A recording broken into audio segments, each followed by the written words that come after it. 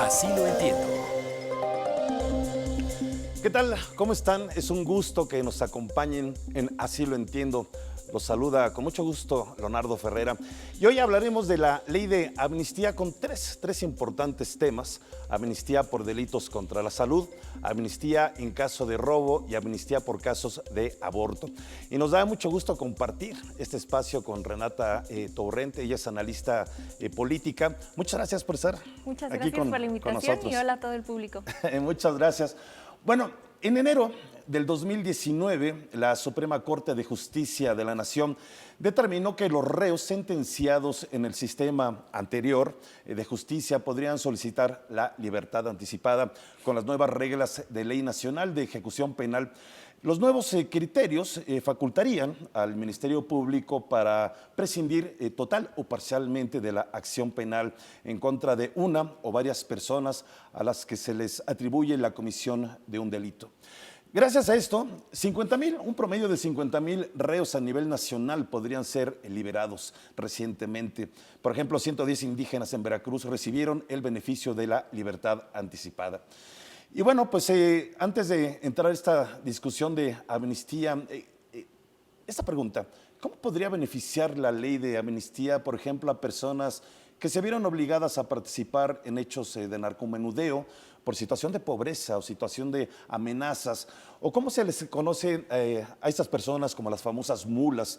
Por citar también una cifra, de acuerdo con la Asociación X Justicia de Mujeres, del año 2016 a la fecha, alrededor de 3,000 mujeres han sido encarceladas en nuestro país por delitos de narcomenudeo. Y le preguntamos a nuestra especialista, a Renata Torrent, profesora de Desarrollo Económico de la UNAM, ¿cómo podría distinguir realmente la ley de amnistía a personas que fueron obligadas por amenazas o por pobreza, como comentábamos, a cometer un delito contra la salud, y no que por un error vaya a obtener su libertad, pues una persona que se hizo narco, tal vez por voluntad propia, pues haya decidido seguir ese camino delictivo? Muchas gracias. Bueno, creo que empiezo yo tratando de analizar el tema de la justicia no necesariamente aislado de todo, ¿no? La justicia no se aplica, sabemos bien que la justicia no se aplica de manera igual entre clases sociales, en el caso en México a personas indígenas que personas privilegiadas. Entonces, empezando desde ahí, este modelo de amnistía sí tiene un eje central que busca la justicia, que la justicia se adecue más bien que las leyes se adecuen a la justicia. Entonces, ¿por qué? Y por lo mismo, parte de la ley dice que tiene preferencia a las personas indígenas que no hayan tenido acceso a abogados, abogadas. Entonces, sí hay que reconocer que tiene un componente de reparaciones a aquellos grupos a los cuales la justicia se les ha aplicado de manera injusta. Ahora, la pregunta que haces, que es una buena pregunta, de qué manera nos aseguramos que sí se haga justicia en contra de alguien que esté vendiendo drogas y se esté haciendo rico de vender Alguien drogas. que lo hayan obligado. O una mujer que la hayan obligado. O alguien que decidió seguir ese camino. Exactamente.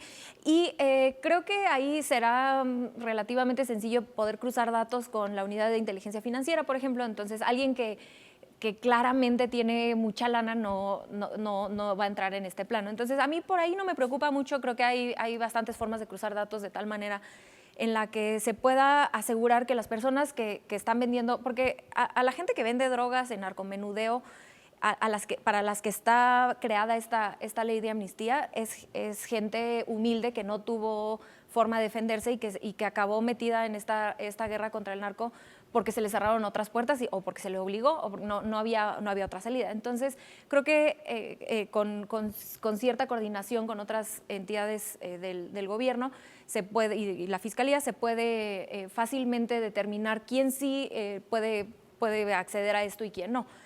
Entonces yo, bueno, tengo mucha esperanza en este tipo de leyes. Creo además de todo que es algo no solamente lógico en cuestiones de justicia, sino mucho más ya pragmáticamente, porque el Estado no puede castigar todos los crímenes de todas las personas. Entonces, ¿por qué nos vamos a enfocar en tener espacios ocupados en la cárcel de personas que cometieron delitos no violentos y delitos menores cuando podríamos estar ocupando la fuerza del Estado para perseguir crímenes que sí hacen daño y causan más violencia en el país. Bueno, tú sabes que los grupos poderosos del crimen organizado pues tienen todo un pool de abogados, tienen todo un pool de asesores, la corrupción acaba invadiendo diferentes sistemas. Claro. Y yo digo, en teoría se oye bonito la ley, pero ¿quién nos garantiza finalmente que no vaya a ser que alguien que realmente siguió esa línea lo hagan pasar como alguien que lo obligaron, ¿no? Porque hay abogados que pueden meter de los mismos grupos criminales, meter amparos, meter una serie de situaciones para tratar que tal vez alguien pues pueda salir y que realmente él a lo mejor siguió esa vida porque así lo decidió. Que creo que ahí está el dato, ¿no?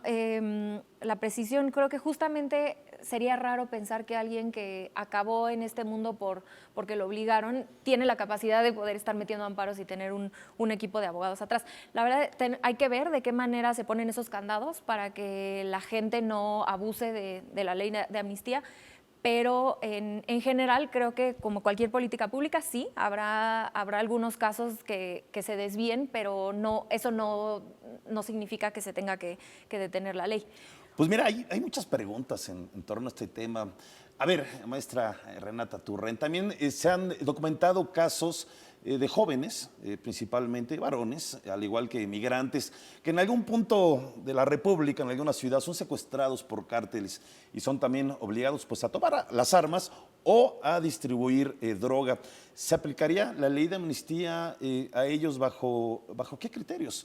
Porque la ley es clara en eso, o sea, ¿cómo podríamos...?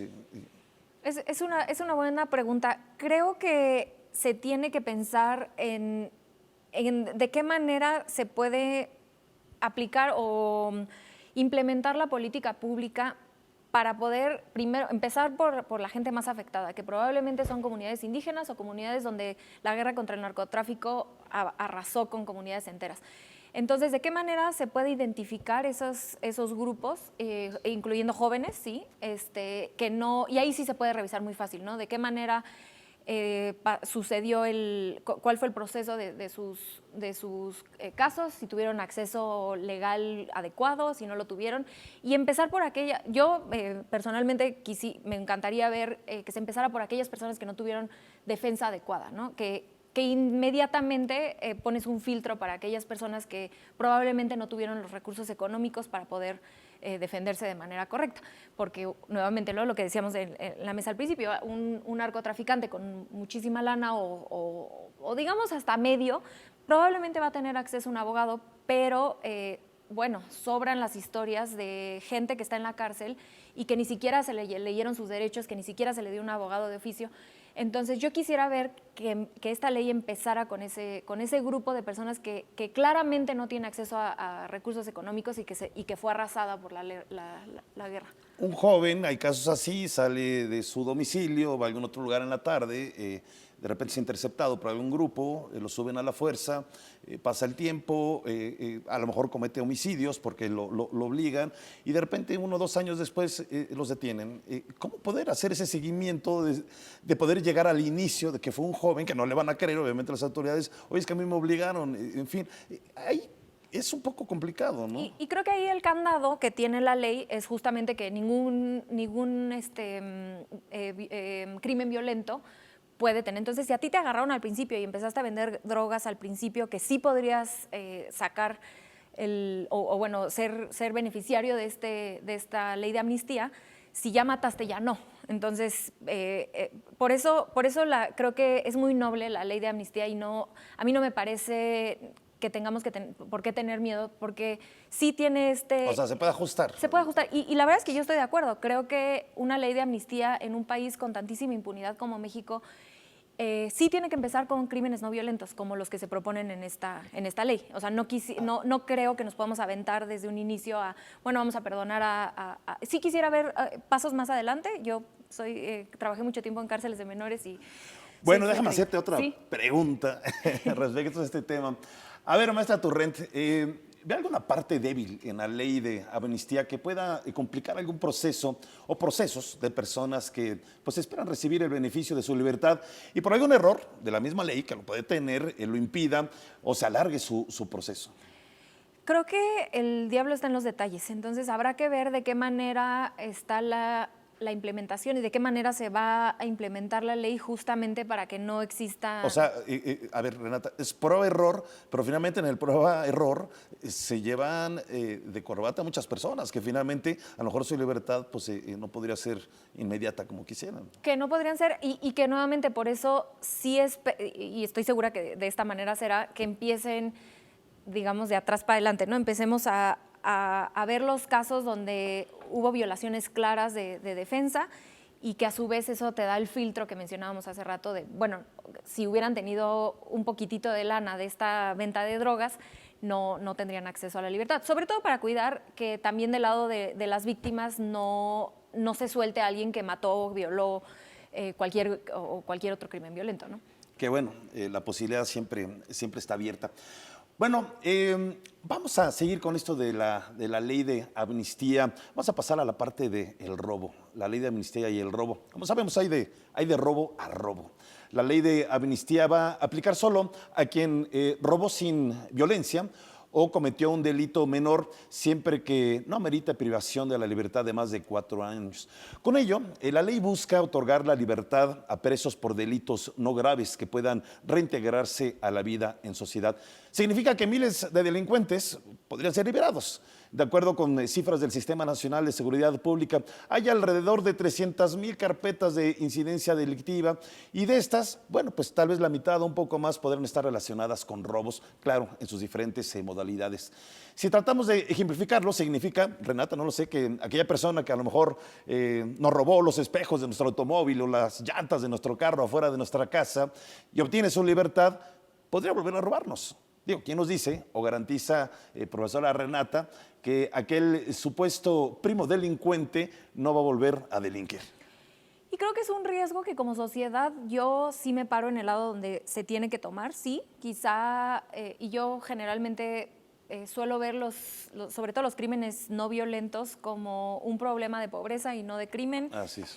Y que la gente no roba nada más por querer robar, simplemente no existen las condiciones para que esa persona pueda tener una existencia digna sin robar, y que sí es un riesgo que salgan y vuelvan a robar porque no encuentren los recursos o la forma de ganarse la vida de manera legal.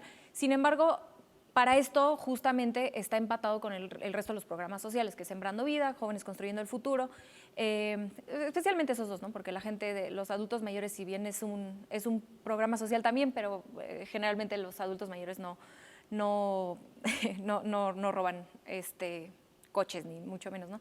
Entonces, creo que es una estrategia de dos brazos y nuevamente sí quiero reiterar la importancia de entender esta ley de amnistía no solamente como no al vacío, sino entender que no se tienen los espacios, de hecho las cárceles en México están atascadas y no se tiene la capacidad, ningún estado en ningún lugar del mundo, por menos crimen que haya, no se pueden perseguir todos los crímenes porque no te alcanza el poder del Estado. Entonces, ¿por qué no enfocarnos en los crímenes violentos y sí liberar espacio y liberar recursos de persecución para la Fiscalía, para aquellos crímenes que causan mucho más daño social que un robo? Y con esto no estoy diciendo, porque me acaban de robar a mí también el espejo de mi coche y da muchísimo coraje y lo entiendo. Pues ese otra vez, digo, con la ley te lo podría volver a robar, ¿no? Y me lo podría volver a robar, pero nuevamente creo que últimamente si esto es un paso hacia poder encontrar un Estado de Derecho más fuerte, sobre todo para los crímenes mayores, yo siempre voy a estar a favor. Y que sí creo que meter a la cárcel a alguien por robar algo en un súper, sobre todo esas cosas, no... Bueno, las cárceles son academias de crimen. Oye, pero a ver, aquí hay una cuestión. ¿No cree, profesora Renata, que la ley de amnistía puede generar un sentimiento tal vez ciudadano de que se está beneficiando al delincuente menor, ok, pero desprotegiendo al ciudadano a pie? Yo nuevamente creo que no es específicamente por esta razón de vamos a perseguir primero, vamos a barrer las cosas de arriba para abajo, ¿no? Vamos a empezar por los crímenes que causan más daño social, que son los crímenes violentos. Y ya después que empecemos a bajarle, entonces ya ves de qué manera le entras a los crímenes no violentos, que generalmente son crímenes de jóvenes y como decíamos anteriormente, vinculados a la pobreza. Entonces, por eso creo que hay que entender esta ley no solamente, sí hay que entenderla como una ley con dos brazos. Uno, aquí están los programas sociales para que la gente tenga oportunidades de hacer otras cosas, además de tener que robar. Y del otro lado vamos a enfocarnos en aquellos crímenes más graves. Pues vamos a ver cuando ya esté funcionando bien. Me invitan y podemos discutir los datos. Muy bien. Bueno, pues hay otro tema. La ley prevé amnistiar el delito de aborto en todas sus modalidades a las mujeres que interrumpieron su embarazo, así como a cirujanos o familiares que participaron en el proceso con el consentimiento de la madre. No se tiene un número concreto de cuántas mujeres están en las cárceles estatales por aborto, aunque se sabe, digo, de entrada eso sí se sabe, que por lo menos 17 hombres han sido procesados por el delito de auxiliar en la interrupción del embarazo. La secretaria de Gobernación, Olga Sánchez Cordero, manifestó que en el delito de aborto en las prisiones federales no hay ninguna mujer sentenciada o indiciada por este delito. Y fue más allá, advirtió sobre el riesgo de que la ley sea pues letra muerta. Si en los estados no se aplica porque la interrupción del aborto está legislada de otra manera. En fin, algunas asociaciones por defensa de las mujeres acusan que la ley de amnistía no terminará con la criminalización de las mujeres que aborten. Es decir, no te encarcelo, pero esto no les quita el ser señaladas por otros grupos sociales o incluso religiosos. ¿Qué opina la profesora Turren sobre este riesgo? Y creo que es una crítica, bueno, además de correcta, importante de empezar a analizar porque, como bien dices, son crímenes que se castigan a nivel estatal y hasta que no se cambie a nivel estatal ya sea la Constitución, en algunos estados la Constitución dice que la vida empieza desde la concepción, entonces no basta con cambiar el Código Penal del Estado, sino también hay que cambiar la Constitución. Hasta que no pase eso, se van a seguir encarcelando mujeres. Pero más allá de eso, creo que es un buen comienzo de parte del gobierno federal de hacer un llamado político. Es un buen comienzo, ok, pero político. Pero hay estados que tú lo acabas de comentar, tienen sus propias leyes, su propia visión respecto al tema del aborto. ¿Cómo poder homologar una ley importante nacional cuando hay estados que tienen diferente forma de ver o diferentes leyes o castigos el tema del aborto? Es un tema muy complejo, hay varias rutas, puede irse por la ruta de la Suprema Corte, que haya jurisprudencia. En 2007, aquí en la Ciudad de México, en ese entonces DF, cuando se legalizó el aborto, la Procuraduría en ese entonces con Medina Mora lo pidieron echar para abajo, echar para atrás, y llegó hasta la Suprema Corte. La CNDH apoyó a Medina Mora para que se echara todo esto para atrás en la Ciudad de México. Al final de cuentas no pudieron, desde mi punto de vista, obviamente, afortunadamente. Pero creo que lo que hace falta ver es dos cosas. Sí, una, lo que mencionaba, que esta ley de amnistía, si bien no va a sacar a mujeres de la cárcel porque están en cárceles estatales, es una señal política a los estados. Pero si no las va a sacar, entonces, pues entonces, ¿para qué está la ley? Porque es un mensaje, ahí sí creo que es un mensaje político válido y ahora le toca empezar a trabajar ya sea así. Pero queda en el discurso, finalmente en la acción, pues hay mujeres que seguirán en la cárcel. Entonces. Sí, pero o sea, a nivel federal no hay mucho que pueda hacer tampoco, más que poner estas señales políticas, y ahí sí se tiene que legislar ya sea a nivel estatal o que haya jurisprudencia en la Suprema Corte, que tampoco depende obviamente ni del gobierno federal ni del estatal. Entonces es una ruta muy larga y que además de todo, eventualmente, aunque pasen los estados, por ejemplo, en la Ciudad de México y en Oaxaca, que son los únicos dos estados donde es legal, necesitan, hoy, por ejemplo, el IMSS no puede hacer un aborto, porque el IMSS se rige con la ley, con el Código Penal Federal, y el Código Penal Federal sí criminaliza el aborto. Entonces, solamente la Secretaría de Salud Estatal puede hacer. Entonces, en la Ciudad de México ha habido 216,000 abortos en lo que lleva desde 2007 hasta hoy, ¿no? Y por cierto, hago aquí el anuncio, doy el dato, no ha habido ni una sola muerte materna por aborto inseguro desde que se legalizó en la Ciudad de México. Entonces, lo que hace la legalización del aborto no es incentivar el aborto, porque eso hay datos por todos lados. En todos los países donde se ha legalizado el aborto, la incidencia de aborto no aumenta, simplemente se erradican las muertes.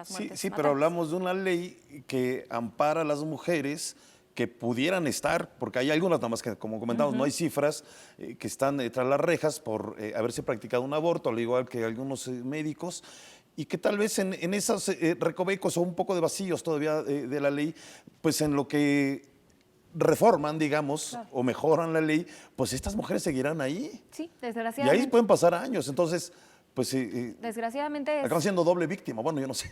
sí, no, desgraciadamente es algo que se va a tener que ir estado por estado, o que nuevamente, ¿no?, que llegue a la Suprema Corte, pero yo sí creo que el mensaje político, por más que sea discursivo, nos tiene hablando aquí en la mesa, ¿no?, de cuáles son las rutas que puede haber para que se legalice el aborto y para que no solamente que las mujeres salgan de la cárcel, que es un primer paso hacia la justicia básica, pero que además de todo se necesita regular de tal manera que los abortos sean gratuitos, porque si no, entonces se acaba volviendo un privilegio, como sucede, por ejemplo, en Estados Unidos, que no todas las mujeres tienen acceso en el sistema de salud público, que en Estados Unidos ahí hay un relajo con su sistema de salud público, pero no hay dinero público federal que baje a hacer abortos. Entonces, no solamente necesita ser despenalizado, o la ley de amnistía en este caso se queda corta, sino se necesita legalizar, no solo despenalizar, porque si no las mujeres no pueden acceder a abortos gratuitos, y solamente las mujeres con recursos económicos pueden acceder a un aborto.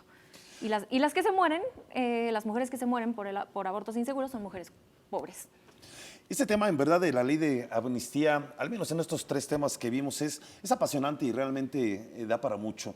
Es importante tratar de ver los pros y los contras, porque, pues como en todo, puede haber algunas fallas, y lo que no se quiere es que finalmente los que pueden obtener un beneficio se les acabe complicando más, ¿no? Pero yo le agradezco mucho, agradezco mucho a la analista política Renata Torrent, pues haber estado con nosotros. Muchas gracias. Es un placer que nos haya compartido, pues, sus experiencias académicas. Y bueno, pues vamos con Aline, así llegamos al final de este programa. ¿Qué tal, Leo? Pues efectivamente hoy vamos a seguir con esta ley de amnistía, analizando con nuestras organizaciones no gubernamentales las diferentes posturas que tienen.